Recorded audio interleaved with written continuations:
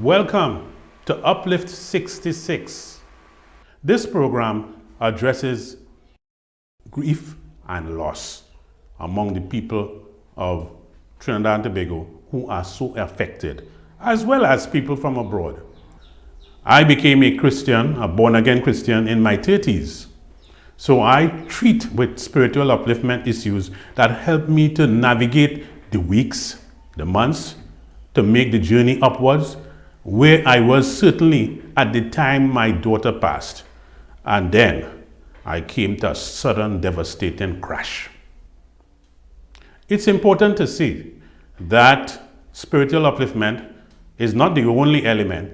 It is the major element in this program, but there are resources that you can look at for social upliftment, economic upliftment, and perhaps even cultural upliftment. This program is anchored by a verse, John 10, verse 10. I have come that you can have life and have it more abundantly. That is the word of the Lord, saying that he has come that people can have life and have it more abundantly. And that's where we are going. We are saying that there is an ability for you to be renewed, restored, and recharged with the resources we have and the conversations we have on this program. So you can move from the valley to the hilltop. I am seeking to do that. I'm now looking to go up the hill because I've been in the valley for a few months. Stay on board. Today we would look at a spiritual nugget out of Joshua. Hi. So we are into the spiritual nuggets, and of course we are treating with a book. Joshua is the person who led the people, the Israelites, after Moses passed. So we are into the book of Joshua, and even though it treats with issues like mourning and so on, the people were mourning the loss of Moses, the powerful themes of this book include courage, transition, and God's unwavering presence. These are deeply uplifting for people who are with grief. And there are 4 themes I can address. 1, strength in the midst of sorrow. The most frequently cited verse for those experiencing loss is Joshua chapter 1, verse 9. Have I not commanded you? Be strong and courageous. Do not be afraid. Do not be discouraged, for the Lord your God will be with you wherever you go. And what is the message here? Grief can feel like a commanded battle you never asked for. This verse serves as a reminder that your strength doesn't have to come from your own reserves. It comes from the God who is with you and me in every dark corner of our mourning. Crucial. There is darkness. I said I was devastated.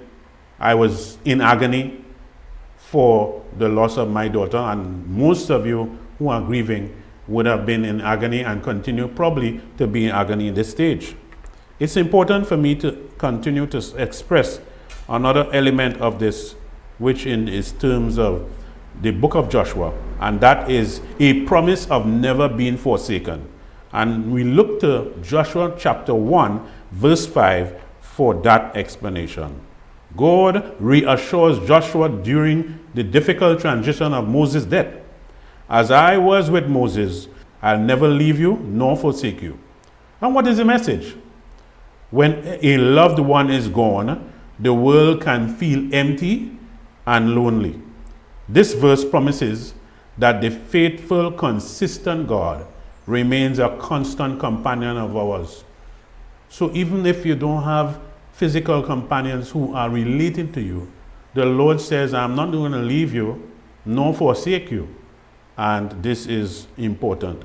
Another theme, finding rest after the battle. Here we looked at Joshua chapter 11, verse 23, and Joshua 21, verse 44. It speaks of a time when the land had rest from war, and the Lord gave rest on every side to Joshua. and his people. What is the message? The message is grief is often a long, exhausting battle of the soul. These passages offer hope that the season of intense struggle will not last forever and that God eventually guides his people into a place of peace and rest. Let us let the notion of peace resonate with us because some people struggle to sleep when we have or face grief. Finally, I want to address trusting in fulfilled promises. Joshua 21 verse 45 says, "Not one of all the Lord God's promises to Israel failed. Every one was fulfilled." And the ultimate message is, in times of loss, it's easy to feel that hope has failed. This verse serves as an anchor, reminding you that God's ultimate plan for comfort and restoration remains intact. And I said earlier that we are about renewal, restoration, and recharging ourselves to move from that place in the valley to the hilltop. And I will close by saying this. There is a reference to godly grief because Joshua himself was in grief at one point in time. And the message is, the book of Joshua validates that it is okay to be humbled and broken by pain. Healing begins with acknowledging the depth of the loss before God. Healing begins with acknowledging the depth of the loss before God. That is reflective of the 5 stages of grief. You may not have to wait until acceptance to be on the normal route again. I am not at acceptance, but healing begins with acknowledging the loss, coming to terms with it, getting to probably bargaining stage, which is the 3rd stage of the 5 stages of grief. And this is where I close now, and I would invite you to stay with us for our interview with our expert in the field of grief and trauma. Well, here we are with our interview segment on Uplift 66. And today, we have for the first time a very renowned psychotherapist operating in Toronto, Canada. And her name is Claire E. Kirk, founder of Mind Your Life Incorporated, which has more than 25 years, but she would tell us how long she's been operating in the field of psychotherapy. And then we get a little more into the work about the grief and how she has handled that with her growing portfolio of clients. Hi, Claire. Hi, Dr. Philip. Good afternoon. Glad to be here. Glad to be part of Uplift 66. And thank you for the encouragement that you have given to me over the 4 or 5 months since my own circumstance of devastating loss. But it is important for us to just quickly understand the nature of the clientele you treat and tell us what has been your observation with regards to grief management. A very personal and sensitive topic for myself, yes, and for the population that I've been treating for quite some time. I must add that COVID was a very special and unique time for all of us. And during that time, I was even more busy dealing with a lot of folks who experience the loss of loved ones and grieving. And I can say that that's global, the way it happened, people not having the opportunities sometimes. In many cases, I can say what we saw here in Toronto, because of not being able to be there to say goodbye to their loved ones. It really, really impacted the way we grieve, and the other challenges, a lot of challenges that came with, if there's such a thing as recovery, and the time that it takes to recover or deal with the loss. So yes, my practice, though I focus on marriage and family therapy, grief and loss is a big part of it, as well as addiction and so forth. So today I'm happy to be here to shed some light on the different ways that we grieve. In terms of narrowing it to the grief management component, uh, it is clear that, or very evident that some persons uh, stay in grief without moving forward for a longer period than others who move forward with a little more expedition or expediting the way they treat with it.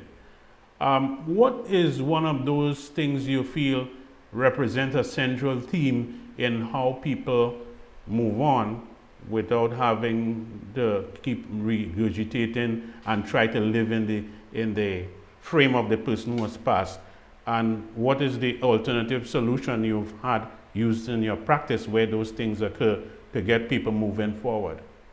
Well, there are two things I want to talk about: the vicarious coping and healthy integration.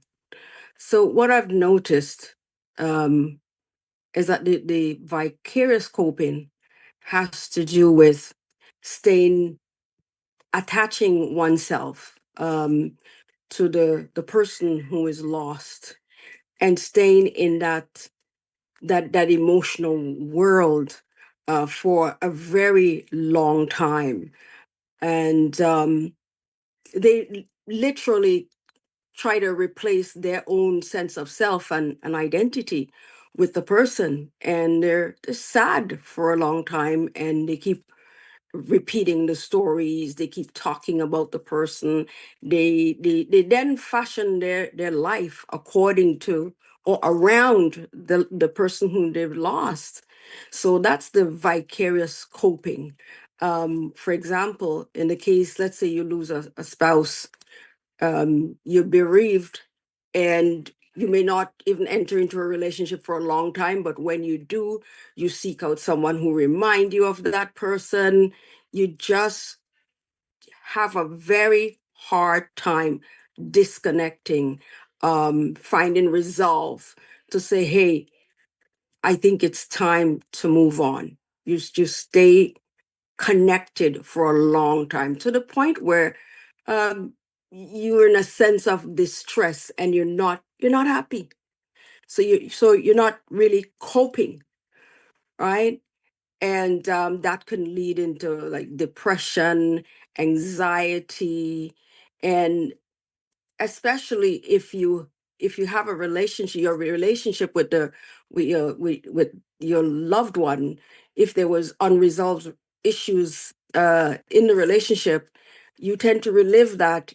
And if you get into that negative mental space, of course you're going to be unhealthy, and that would lead to just to other illnesses as well. For example, if you're depressed, you might find yourself drinking more or smoking more, and addiction will come into play and so forth. So that's the vicarious coping. You find other ways of coping, and it's basically unhealthy.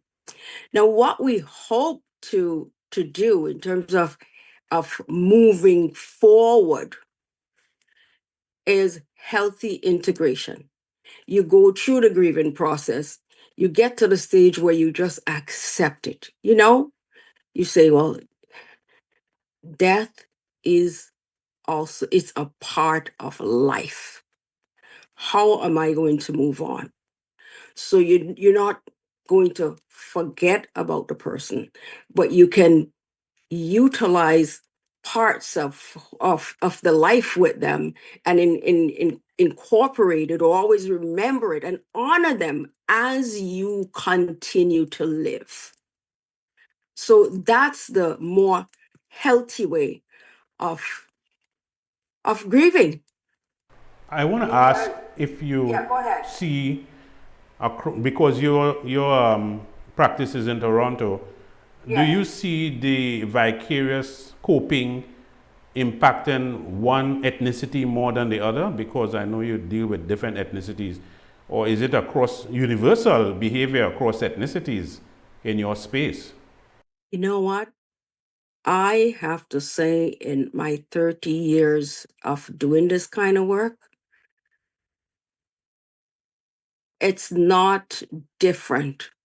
I really don't see, I cannot say that it's different.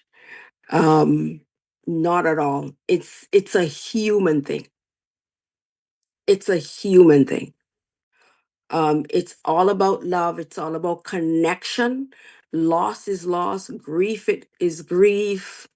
Um, the only thing I can say that in certain based on your religious belief. For example, I was speaking with someone just last week, and she says, "Well," and I'm not going to identify all the different religions, but she says, "Well, in my culture, when they're dead, they're gone. So you try to forget and move on as fast as possible." And she also said to me, this is a client, she says, "Well, we're not even allowed to cry because when we cry, we are upsetting the deceased and we're stopping them, we're blocking them from moving forward."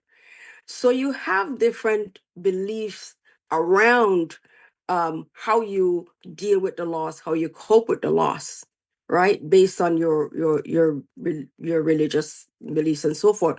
But for the most part, in your coping, it looks the same. You can lose yourself, you can attach yourself vicariously, or you find ways of coping. Um, I've encouraged, journaling. I've encouraged booking a time with yourself or by yourself where you say, "You know what? I really miss her or him today, and I have to work and I've got all these things to do, but I'm gonna just get up, I'm gonna take a shower, and I'm gonna put on my makeup, or I'm gonna do what I'm gonna do. And I'm not feeling so great today, so I'm going to just sit with this for about an hour, and I'll cry if I have to, I'll scream if I have to, I'll go for a walk, um, whatever I need to do, but I'm gonna give this." You schedule a time to grieve, like that. I'm going to give this an hour or two, and then I'm just going to have to get to work. I'm just going to have to go do something that I enjoy. So either way, it comes down to, what does a healthy integration look like? All right, and this is why I wanted to get two Yeah. examples of healthy integration taking place in an individual, especially if you think there are differences between persons who have faced bereavement where it is expected, as against those who, like me, face untimely death. Oh, wow. You know, here's the thing. Let's say you're dealing with someone who's aged and who's been ill for a long time and they're suffering.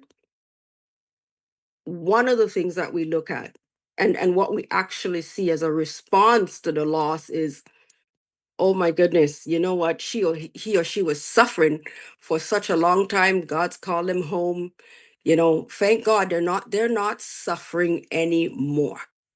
Right? So in that case, what you don't have is the shock effect. There's no shock. This person is aged. They were suffering for a long time. So you kind of accept it more easily, like with more ease, because it was expected. It's anticipated, right?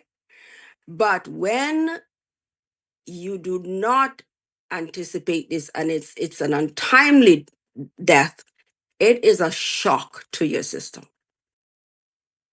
And because the impact is a lot more, it's heavier, and you might find yourself numb for a long time.